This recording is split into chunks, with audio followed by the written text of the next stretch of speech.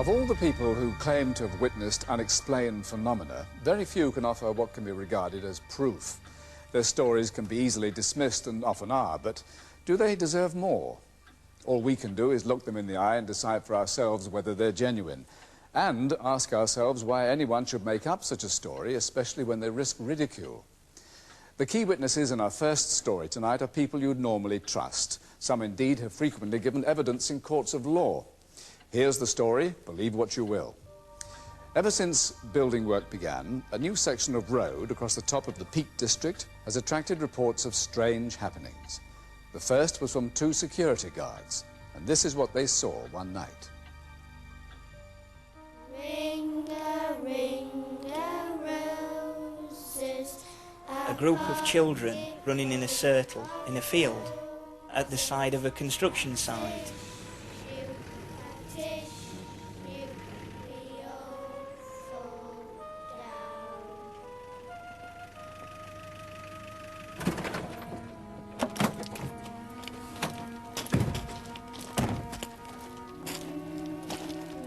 The time was round about midnight, and you just wouldn't see children playing there at that time of night when it was so far away from any houses. And the children disappeared. They were security men who'd been in the industry a long time. They knew the job. They had worked nights for a number of years, and not the type of people that you'd expect to be scared. The A616 used to pass straight through this old steel town, but then the road planners got to work on Stocksbridge. They built a sweeping new bypass. While it may have made the town quieter, some believe the bypass disturbed something which would have been best left alone. Certainly the two security guards who were watching over the equipment being used to build it would agree. They were still puzzling over the sight of the children, but that was just the beginning. The next incident was later on that night. Here, Stan, stop the car. Look, there's someone up there. Don't be daft. It can't be. Yes, there is. Look! You drive around, shine your lights on bridge. I'll wait down here. Right. They immediately started the vehicle up, shone the headlights towards the hooded figure, and the headlights actually shone through the figure.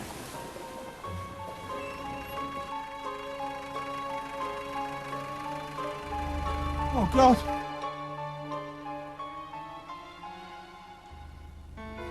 It's disappeared into thin air! Let's get out of here!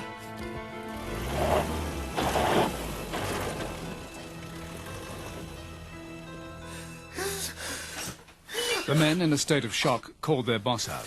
He was alarmed at the state they were in. Dan, Jeff. They were physically shaking. Their complexion was very white and pallid. One of the guards was actually crying. Go on, try me. Well, difficult to describe it. It looked like a monk. I mean, what were we doing there? I don't know, it were evil. Yeah. How can it just disappear? First thing the next morning, the men went to the local police. The officer on duty knew them. It was obvious that they'd seen or heard something. They were both spooked. And basically, I said to them it was not really a police matter and there was nothing I could do about it. And perhaps jokingly, I told them that really they needed the church more than they needed the police. But they took him seriously. They went to Stocksbridge Church and refused to leave. About an hour or so later, I received a phone call from my boss, and I was told to go up to the church and sort this matter out, firstly to get them out of the church, and then see if I could find out anything that they'd actually seen, heard, or whatever. The security guards never, it seems, got over what happened to them. One of them left after 3 days, and the other one stayed with us roughly 2 to 3 months, and neither of the two guards would set foot on that site again, even in the daylight. While the bypass was being built, runner Graham Brooke was training for a marathon. One day he was out jogging with his son Nigel. I saw a chap walking with his back to the traffic. He was walking in the middle of the road. I looked at it, and you could see it had no features to it except for a nose and eye sockets. I could smell like this fusty, rottenish smell. Not a human type smell. And then I could see that he wasn't walking on the road, he was like walking in the road. And from below the knee down, you know, you couldn't see anything. Each time things are apparently seen, the descriptions vary, but the reputation of the bypass deepens. We were coming home from Judy's parents over the bridge that goes over the bypass. Dave, look. I could see out of the corner of my eye like a grey apparition. There was actually no facial expressions. It was hovering. Arms and legs were flaying all over the place. Strange. It looks almost like a man running. But he's not running on the ground. It would run up the embankment. It actually rose from the side into the road and it disappeared into the car. Oh my God! I can think of no other explanation for what we saw. In my mind, I think in both of our minds, what we saw had to have been a ghost. So if something does keep appearing on the bypass, what is it? Lucinda June is a psychic. She says she knows.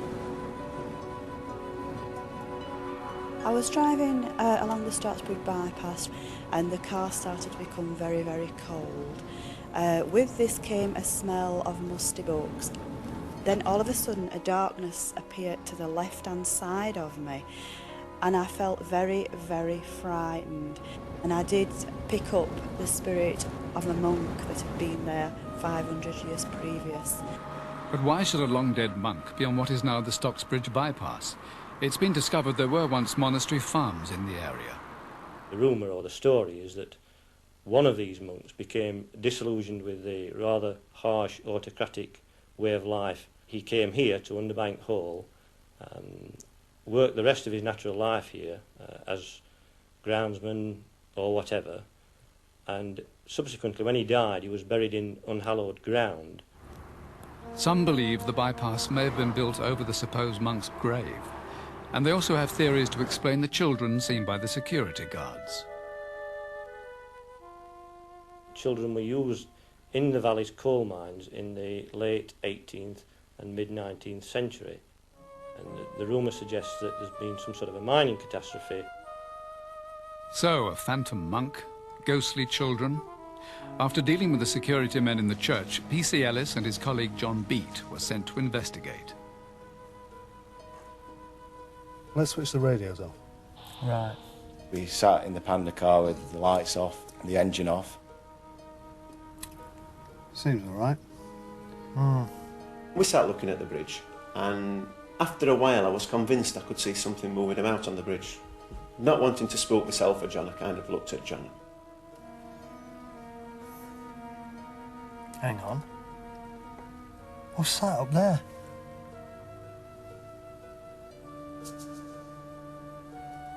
Go and see what it is, Dick.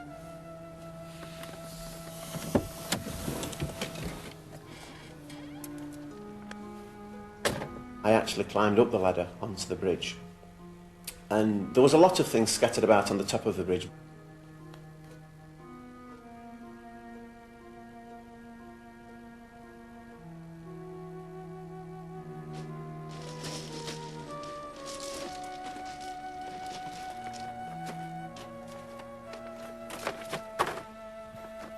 It's only a sheet of polythene! Well, once we thought we'd found out what it was and what was actually on the bridge, we decided to give it another 10-15 minutes and say, forget it and we'll go back on our normal patrol.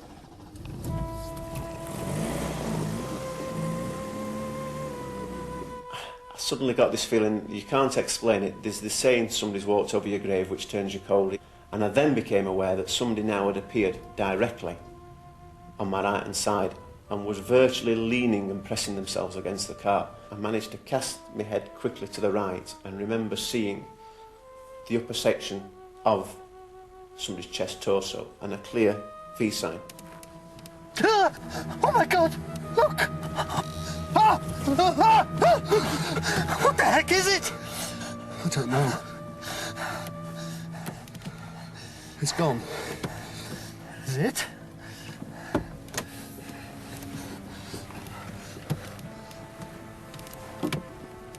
When I got out of my side, not a person, nothing about at all. I even hit the deck and looked under the vehicle because nobody could have run away from us with bankings on both sides. Nobody ran forwards or backwards.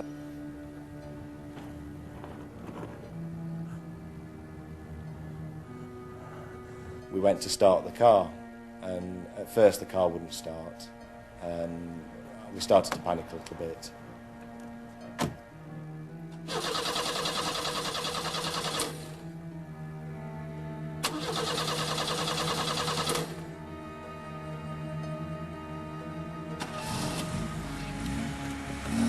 We drove off and radioed our colleagues.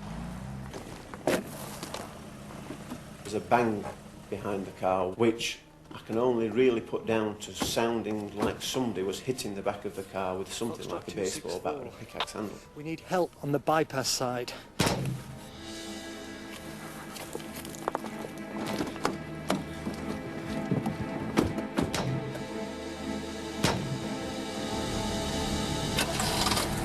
Things on this job have frightened me, and it wasn't the kind of fear that you get from violence offered towards you or anything like that. It was more the kind of dread feeling or knowing that something's happening that you've no control over.